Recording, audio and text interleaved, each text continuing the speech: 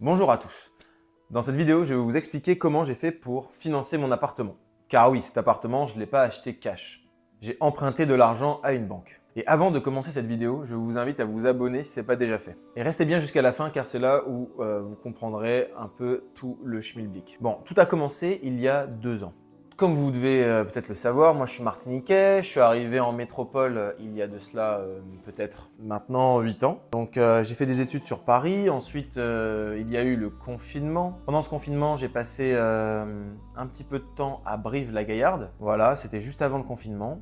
Ensuite, je suis parti quelques mois habiter vers Reims, parce que je vous explique un peu tout le début, comme ça va être un peu plus clair pour vous. Et ensuite, avec ma conjointe, nous sommes allés nous installer à Bordeaux. Voilà, dans le sud-ouest de la France. Là où on me parle un peu avec cet accent. Pas du tout. Pas du tout. Pas du tout. Bon, je suis arrivé à Bordeaux, j'ai fait pas mal d'intérim. Voilà, c'était un peu compliqué, j'avais pas beaucoup d'argent. Donc c'était intérim, petit boulot. J'étais hôte d'accueil, 3 sociétés différentes à la fois. Donc je faisais en même temps hôte d'accueil, en même temps du service traiteur et de la restauration.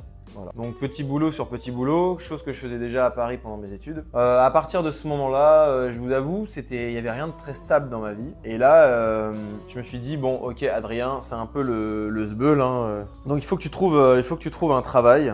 Et il faut que tu te mettes des petits objectifs comme ça, parce que là, ça peut plus durer. Donc je me suis dit, ok, je vais mettre en place un plan d'action pour acheter un appartement.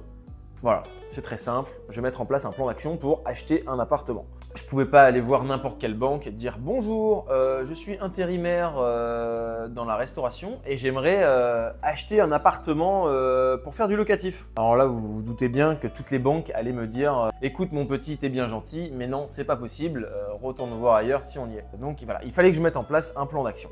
Je me suis dit « Ok, pour pouvoir acheter à crédit, il faut être solvable. Pour pouvoir être solvable, il faut entre guillemets un CDI ou un travail qui paraît sûr aux yeux des banques. Donc la plupart du temps, c'est un CDI. Après, tu peux être en profession libérale et avoir 3 bilans. Ça, ils aiment bien aussi. Après, voilà, je suis pas un pro du financement, donc voilà. Mais je vous explique moi comment j'ai fait. Donc, le plan, c'était acheter un appartement. Pour ça, il fallait que je trouve un travail suffisamment longtemps pour être en CDI dans ce travail. Donc, je me suis mis à rechercher des emplois, etc. Étant donné que je n'avais pas de qualification, j'avais pas de diplôme parce que oui, comme je vous l'ai dit, j'étais allé sur Paris faire des études, mais au final, j'ai pas eu mon diplôme. T'es nul. Voilà, t'es nul. Nul. J'ai jamais été très scolaire, mais bon, je me suis dit voilà, Adrien, tu dois trouver un travail. Donc je me suis fait un petit CV et je suis allé dans Bordeaux déposer mon CV dans pas mal de restaurants parce que voilà, je pouvais postuler que dans la restauration, c'est là où j'avais de l'expérience. J'ai postulé dans pas mal de gros restos, mais ça me branchait moyen, enfin c'était un peu bon, voilà quoi. Même ça aurait été formateur je pense. Donc voilà, après j'ai regardé sur Insta, il y avait une fille avec qui je travaillais en intérim qui ouvrait son resto, qui lançait son affaire. Donc là je l'ai contactée, je lui ai proposé de travailler avec elle, ce qu'elle a accepté. Donc voilà, hop, j'ai commencé une période de 4 mois, 3 ou 4 mois, je sais plus. 2 mois, donc c'était 3 mois de CDD renouvelable. En gros, c'est une période d'essai quoi. Une fois que la période d'essai était passée, hop, je suis passé en CDI. Donc, j'ai eu ce fameux CDI. Et là, immédiatement, je suis allé voir ma banque pour lui demander si j'étais solvable et si je pouvais déjà me mettre en recherche d'un appartement et à hauteur de combien je pouvais me permettre d'emprunter. Souvent, on nous conseille de ne pas faire ça parce que en fait, les banques, souvent, ils vont vous dire oui, pas de souci, vous êtes solvable, très bien, venez, allez chercher, revenez quand vous avez signé un compromis. Donc pendant ce temps-là, moi, j'ai commencé à travailler. Donc voilà, c'était de la restauration. Hein. J'étais équipier polyvalent, c'est-à-dire qu'en gros, le matin, j'ouvrais la boutique. Pardon, c'était un tout petit restaurant de burger. Donc j'ouvrais la boutique. D'ailleurs, bon, si je peux faire un peu de pub, le restaurant, c'est du burger à l'effiloché dans le centre de Bordeaux. Donc d'ailleurs, c'était très bon. Et voilà, j'y ai travaillé parce que déjà, de 1, c'était très bon ce qu'on faisait, ça changeait, c'était un nouveau concept, c'était des burgers à l'effiloché. Donc le matin, j'ouvrais la boutique, je réceptionnais la marchandise, il fallait nettoyer les pommes de terre, les couper, les faire cuire les viandes, faire la mise en place, ouvrir la caisse. Ensuite, la journée, faire les préparations de burgers, accueillir les clients, servir les clients. Et ensuite, fin de journée, nettoyer, faire la vaisselle, cleaner le magasin, passer la serpillière, on fermait tout et bye bye. Ce qui était bien, c'est que j'étais à 5 minutes à pied de chez moi. Donc pendant tout ce temps-là, c'est 1 an de restauration. Moi, j'ai fait plein d'allers-retours entre Bordeaux et la ville dans laquelle je voulais investir pour faire des visites d'appartements. Donc je planifiais souvent 5 ou 6 appartements dans la journée à les visiter. Hop, Je partais le matin, j'allais visiter, je revenais le soir, je faisais des lettres, des offres d'achat. Des fois, il y a des appartements qui me plaisaient pas du tout, mais bon, voilà, je me forçais à visiter, j'y allais à fond. Ça, je me suis tapé 3 sessions comme ça en tout. Je vous avoue, c'était un peu compliqué. J'ai pas mal de biens qui me sont passés sous le nez. J'avais pas encore la méthode, j'avais pas de bonne technique de négociation. Mais bon, voilà, j'y allais même si j'étais pas le meilleur dans mon domaine, entre guillemets, même si je connaissais rien, quoi. Voilà, après j'ai réussi à trouver ce bien dans lequel je suis là, voilà, au moment où je vous parle, qui s'appelle la Suite Shelby maintenant, qui est à louer. Donc j'ai trouvé cet appartement qui appartenait à des personnes âgées, qui était en indivision, il me semble. C'était un frère et une sœur entre 60 et 70 ans, je crois. Ils l'avaient parce que leur mère venait de décéder, je crois. En gros, le bien sans frais d'agence, sans frais de notaire, le bien m'est revenu à 71 200 €. Parce que oui, les frais d'agence étaient très élevés, j'aurais dû les négocier également. Mais bon, bref, voilà, j'ai réussi, mon offre a été acceptée. Et donc à partir du moment où mon offre a été acceptée, je me suis dit, ok, bingo, le monde m'appartient, je suis déjà allé voir ma banque, ils me suivent, il y a 6 mois ils m'ont dit qu'il n'y a pas de souci, ils me financeraient. Donc je retourne les voir avec ma petite lettre, ma petite offre acceptée.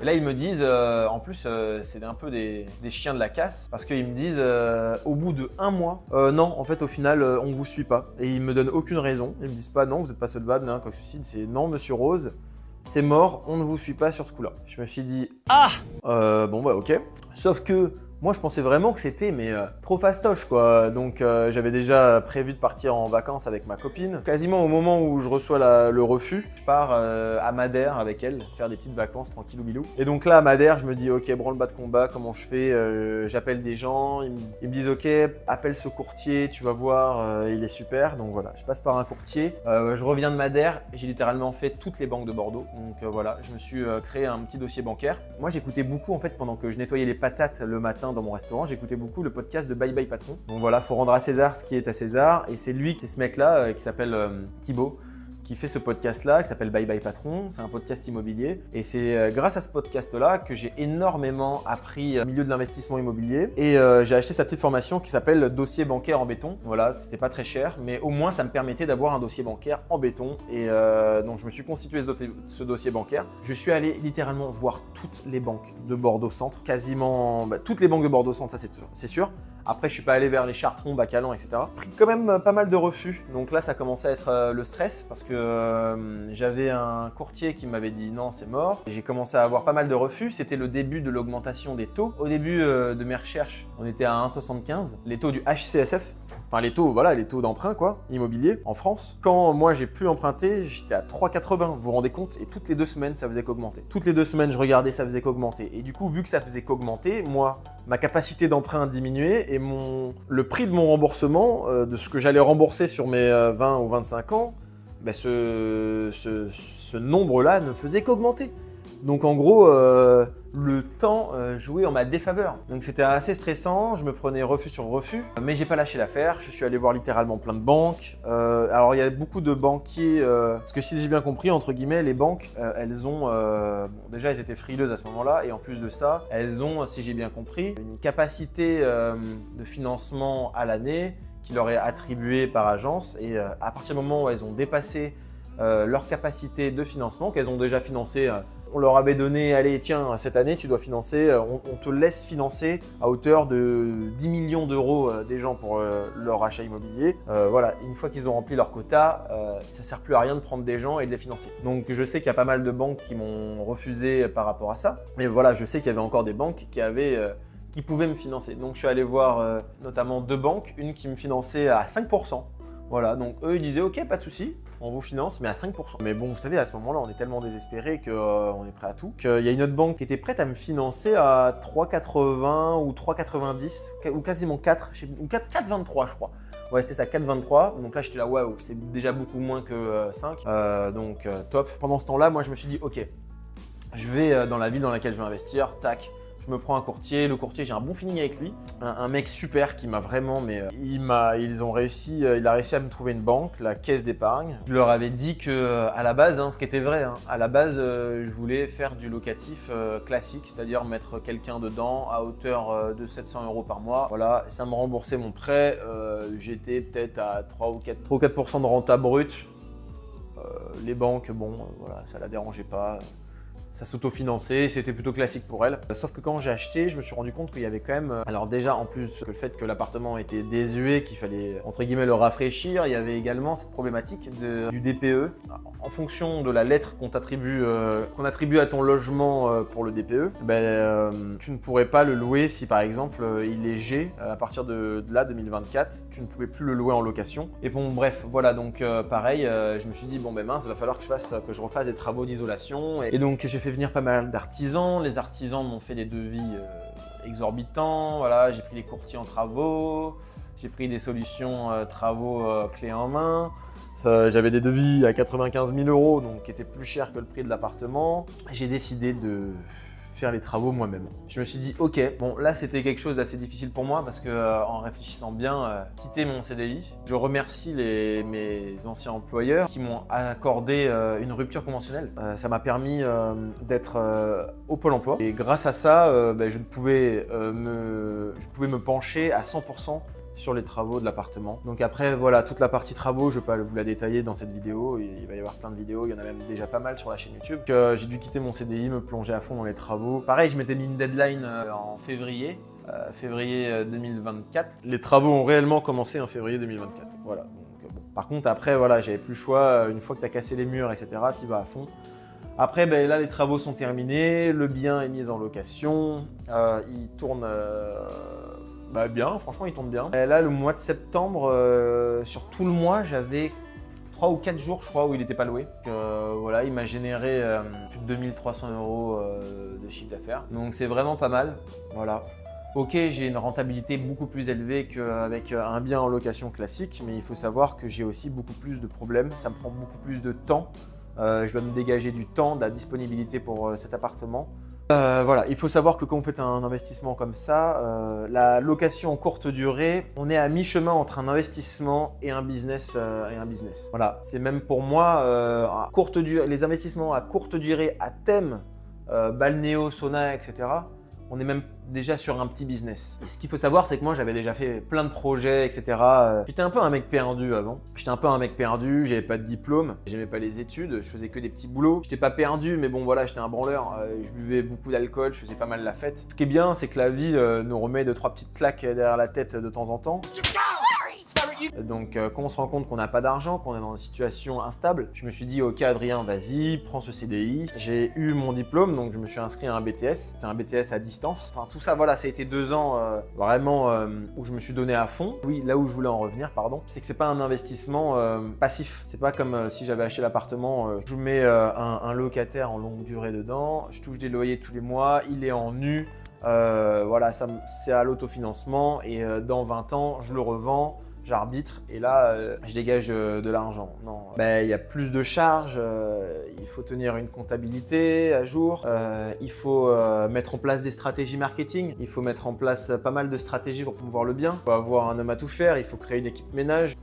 Je me donne à fond, voilà, c'est une aventure entrepreneuriale. Et ce qui est bien quand on commence avec un petit bien comme celui-ci, parce que moi j'avais un projet de skateboard avant qui était un truc énorme, skateboard électrique. Voilà, là un petit appartement comme ça, c'est bien pour commencer, que je m'étais lancé sur déjà des trucs beaucoup plus gros avant, des skateboards électriques, avoir des usines en Chine et tout, enfin laisser tomber. J'ai abandonné le truc pendant le Covid parce que c'était beaucoup trop compliqué pour un mec comme moi sans diplôme, sans rien. Même si le diplôme ne fait pas du tout... voilà, si tu as une bonne tête et que tu es plutôt intelligent, tu peux t'en sortir. Mais voilà, moi en tout cas tout seul, j'y arrivais pas. Donc voilà, moi ce que je peux vous conseiller, c'est si vous avez envie d'entreprendre quelque chose, de construire du patrimoine, parce qu'au final, c'est un business. En même temps, les murs, ils m'appartiennent. Donc à tout moment, si je veux, si ça se casse la gueule et que ça fonctionne pas, je peux habiter dedans, je m'en fous. Voilà, donc les risques sont quand même assez limités. Vous n'allez pas finir sous un pont quoi, avec ce genre de business, c'est ça que je veux dire. Et donc voilà, si vous avez vraiment envie d'entreprendre, c'est typiquement le genre de business que vous pouvez faire. Après voilà, il y a plein d'autres business qui peuvent fonctionner, ouvrir une agence de marketing, machin, etc.